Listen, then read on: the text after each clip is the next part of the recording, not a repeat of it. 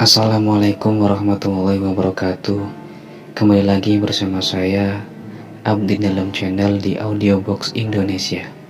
Semoga kita selalu diberi kesehatan dan dikelilingi kebahagiaan. Kali ini saya akan mengulas sekilas biografi singkat ulama Nusantara yang mendunia, Kiai Haji Hasyim Asy'ari. Nama Kiai Haji Hasyim Asy'ari saat ini kembali muncul dan menjadi alasan dalam perdebatan, bahkan pertikaian. Sebelumnya, gambar beliau dimuat dalam koin emas salah satu perusahaan multilevel marketing dan sebagai latar poster salah satu pasangan capres-cawapres di pemilu 2004. Kemudian, potret beliau kembali terpampang dalam iklan politik salah satu parpol untuk pemilu 2009. Hal ini sungguh tidak mengherankan, sebab beliau adalah salah satu tokoh besar bagi bangsa Indonesia. Namun sayang, saat ini nama besar beliau hanya menjadi alat dan penghormatan terhadap beliau hanya tinggal seremonial. Tidak banyak yang tahu tentang kehidupan dan perjuangan beliau untuk agama dan bangsanya. Padahal penghormatan tidak cukup dengan memasang gambar atau melakukan upacara tabur bunga. Untuk itu, pengetahuan tentang beliau secara utuh mutlak diperlukan. Siapakah Kiai Haji Hasyim Asy'ari? Bagaimana pemikiran dan perjuangan beliau untuk bangsa Indonesia? Itulah yang akan menjadi kajian buku ini. Riwayat hidup Kiai Pembaru. Lahir sebagai keturunan darah biru dan darah putih. Asal usul dan keturunan Kiai Haji Hasyim Asy'ari tidak dapat dipisahkan dari riwayat kerajaan Majapahit dan kerajaan Islam Demak. Silsilah keturunannya sebagaimana diterangkan oleh Kiai Haji Wahab Hasbullah menunjukkan bahwa leluhurnya yang tertinggi adalah kakeknya yang kedua, yaitu Brawijaya IV. Ada yang mengatakan bahwa Brawijaya IV adalah Kartawijaya atau Damarwulan yang dari perkawinannya dengan Putri Campa, lahir Lembu Peteng Brawijaya VI. Brawijaya VI mempunyai beberapa putra, di antara Joko Tingkir alias Karebet. Joko Tingkir artinya pemuda dari Tingkir, sebuah desa dekat Salatiga, sedangkan Krebet berasal dari kata Karebet yang berarti pangeran atau anak bangsawan. Kepahlawanan dan jasa Joko Tingkir terhadap Islam antara lain ialah bahwa ia telah mengislamkan Pasuruan, dan karena kealimannya dia dikawinkan dengan Putri Sultan Trenggono, raja ketiga kerajaan Islam Demak. Suasana politik pada waktu itu tidak stabil. Selain terjadi ketegangan antara Demak dan Pengging, juga adanya beberapa daerah yang ingin lepas dari pusat. Selain itu, terjadi pula aksi kekerasan yang dilakukan Pangeran Aryo Panangsang dari Jipang yang menewaskan Sultan Prawoto, putra Sultan Trenggono yang berhak menjadi raja. Peristiwa tersebut menyebabkan Joko Tingkir merasa berang, sehingga terjadi peperangan antara Pangeran Aryo Panangsang dengan Joko Tingkir dan berakhir dengan terbunuhnya Pangeran Aryo. Usai peperangan tersebut, Joko Tingkir kemudian menjadi raja pertama dari Kerajaan Pajang tahun 1568. Joko Tingkir memiliki putra yang bernama Pangeran Benowo, yang juga memiliki putra bernama Pangeran Sambo. Pangeran Benowo menjadi guru Thorikoh di Kudus karena tidak suka urusan duniawi dan kerajaan. Sedangkan putranya yang bernama Asli Muhammad dikirim ke Sambo. Ketika kembali dari Sambo, inilah ia diberi gelar Pangeran Sambo. Putranya bernama Ahmad dan punya anak Abdul Jabbar. Abdul Jabbar punya anak Sicah yang kemudian menjadi seorang kiai terkemuka. Ia mempunyai dua orang putri, yaitu Layinah dan Fatimah. Kiai Sicah, sebagaimana umumnya kiai waktu itu, membuka desa untuk mendamarbaktikan ilmunya kepada santri yang datang kepadanya, baik dari dalam maupun luar Jawa. Desa itu ialah Gedang, terletak kurang dari 4 km sebelah barat laut kota Jombang sekarang. Kiai Sicah mendirikan sebuah pondok pesantren yang termasyhur pada awal abad ke-19 di Jawa Timur. Dari sekian banyak santri, ada seorang santri bernama Usman dari Jepara yang mempunyai wawasan dan pandangan luas. Kiai Sicah menjadikan Utsman sebagai menantu dengan keluasan ilmu, keahlian, dan ketekunannya. Kemudian ia mendapatkan kepercayaan untuk melanjutkan kepemimpinan pesantren Gedang. Belakangan Utsman menjadi seorang kiai besar yang luas ilmunya. Perkawinan Kiai Utsman dengan putri Kiai Sicah melahirkan beberapa putra, akan tetapi tidak pernah berumur panjang. Namun, atas rahmat Allah yang Maha Kuasa, pada tahun 1851 lahirlah seorang putri dan diberi nama Halimah atau Winnie. Winnie artinya bibit atau benih, yang kelak diharapkan memberi keturunan yang banyak. Ia mempunyai beberapa orang saudara. Sudah menjadi kelaziman, pondok pesantren selalu mempunyai santri yang datang dari berbagai daerah, dan demikian pula halnya dengan pesantren Gedang. Di antara santri pesantren Gedang itu adalah Muhammad Asy'ari, yang berasal dari Demak, suatu daerah yang terkenal dengan kemajuan agama Islam di Jawa Tengah. Kerajaan Demak terkenal dengan kerajaannya yang gemilang sebagai kerajaan Islam yang tersohor di bawah pimpinan Raden Fatah. Muhammad Asy'ari dengan semangatnya datang ke Jombang untuk menuntut ilmu di pondok pesantren Gedang. Pemimpin Kiai Utsman tidak berapa lama belajar di sana.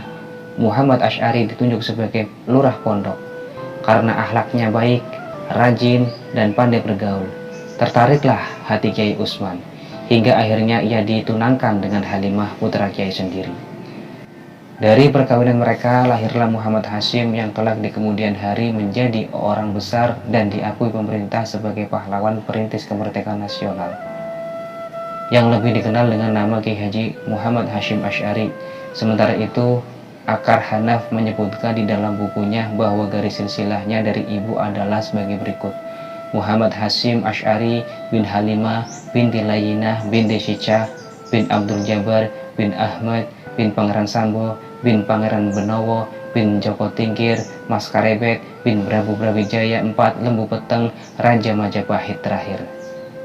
Lahir tanggal 24 Zulqa'dah tahun 1287 Hijriah atau 14 Februari tahun 1871 Masehi di Gedang. Kiai Haji Muhammad Hasyim Asy'ari adalah putra ketiga dari 11 bersaudara.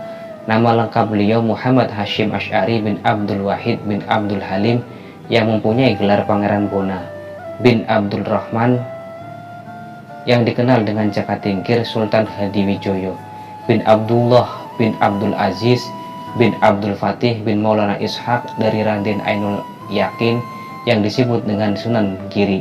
Jadi dari nasabnya Kiai Haji Hasyim Asy'ari merupakan campuran dua darah atau terah, satunya darah biru ningrat priayi keraton, dan satunya darah putih kalangan tokoh agama kiai santri. Dalam buku Tolhas yang berjudul Alam Pikiran Kiai Haji Muhammad Hasyim Asy'ari dan Kiai Haji Muhammad Dahlan, asal usul dua kutub gerakan Islam di Indonesia, terdapat keterangan bahwa Muhammad Hasyim adalah putra ketiga dari 11 bersaudara. Saudara lelaki yang tertua ialah Kiai Ahmad Soleh yang menjadi kiai di Balanggading. Saudara perempuannya yang perlu diketahui ialah Fatonah yang menikah dengan Kiai Alwi Abdul Aziz, pencipta nama Jam'iyah Nahdlatul Ulama. Tanda-tanda kebesaran Kiai Haji Hasyim Asy'ari dari buku tentang sejarah hidup Kiai Haji Wahid Hasyim sebenarnya sudah terlihat pada waktu beliau di dalam kandungan. Kiai Haji Muhammad Hasyim Asy'ari telah menunjukkan keanehan-keanehan dan keajaiban sejak dalam kandungan. Konon, di awal kandungannya, ibunya bermimpi melihat bulan purnama jatuh dari langit dan tepat menimpa perutnya. Tanda-tanda keajaiban lainnya adalah lama masa mengandungnya sang ibu, yaitu selama 14 bulan. Dalam pandangan masyarakat Jawa, kehamilan yang sangat panjang mengindikasikan kecemerlangan sang bayi di masa depan. Bisa dikatakan bahwa penggodokan keilmuannya dalam kandungan lebih lama dibandingkan dengan yang lain. Umumnya hanya sekitar 9 bulan. Apalagi di masa 14 bulanan tersebut, ibunya sering melakukan puasa dan rajin melakukan ibadah sholat malam dan berzikir kepada Tuhan. Kemudian pada awal ia dilahirkan, para bidan yang merawat kelahiran itu juga melihat keanehan pada jabang bayi tersebut. Begitu pula halnya dikatakan oleh neneknya, Winnie, yang turut hadir menyaksikan kelahiran itu, bahwa selama ia menjadi dukun beranak, belum pernah menghadapi suatu kelahiran sebagaimana yang dihadapi pada waktu itu. Neneknya melihat beberapa tanda keistimewaan pada bayi yang disambutnya, yang meyakinkan dirinya bahwa anak itu kelak akan menjadi seorang pemimpin, orang besar yang dikenal di zamannya. Tanda-tanda itu tampak kepadanya ketika ia memandang wajah anak itu yang berlainan dengan wajah anak-anak yang pernah ditolongnya. Seorang pemimpin semenjak masa kanak-kanak. Di dalam kehidupan manusia, masa kanak-kanak atau masa kecil dianggap sebagai masa bermain atau bersenang-senang, sehingga pendidikan yang diberikan pada anak usia tersebut biasanya dilakukan sekadarnya. Artinya, pendidikan tersebut dilakukan tergantung pada keinginan si anak, karena kalau dipaksakan mereka menjadi mudah marah atau menangis. Para tokoh pendidik modern menyatakan bahwa pendidikan masa anak-anak adalah penting dilakukan. Dengan slogannya, bermain sambil belajar. Ini digunakan untuk lebih mencerdaskan dan meningkatkan kualitas sumber daya manusia. Asumsinya, pendidikan modern tidak lagi berpedoman pada bakat alami atau tidak, akan tetapi menciptakan atau memunculkan bakat yang terpendam pada diri sang anak. Namun, hal berbeda terjadi pada Kiai Haji Hasyim Asy'ari. Sejak anak-anak, bakat kepemimpinan dan kecerdasan memang sudah tampak. Misalnya saja dalam permainan, jika ia melihat teman-temannya bermain kasar atau menyimpang dari peraturan-peraturan yang berlaku dalam dunia kanak-kanak, maka tidak segan-segan ia menegur dan memperingatkan mereka. Ia menyatakan bahwa tindakan main curang itu tidak boleh, karena kalau pelaku curang suatu saat dicurangi, tentu juga tak mau. Sikapnya ini membuat beliau disenangi oleh teman-temannya, sehingga teman-temannya sejak kecil sangat banyak. Mengapa hal tersebut terjadi? Karena beliau melindungi teman sepermainan yang teraniaya dan mungkin tidak memiliki keberanian untuk melawan. Hal yang lebih disukai lagi oleh teman-teman sepermainannya adalah teguran dan peringatan itu dilakukannya dengan lemah lembut, kata-kata yang manis, dan tingkah laku yang tidak menyakitkan hati. Ini menjadikan orang yang melakukan kesalahan tidak merasa tersudutkan dan sakit hati. Justru timbul kesadaran dalam dirinya sendiri untuk memperbaikinya.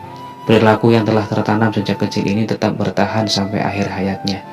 Hal itu menjadikan beliau layak menjadi pemimpin yang karismatik dengan keadilannya, menegakkan hukum dan sikap anti kekerasan dalam mengubah kejahatan menjadi kebaikan.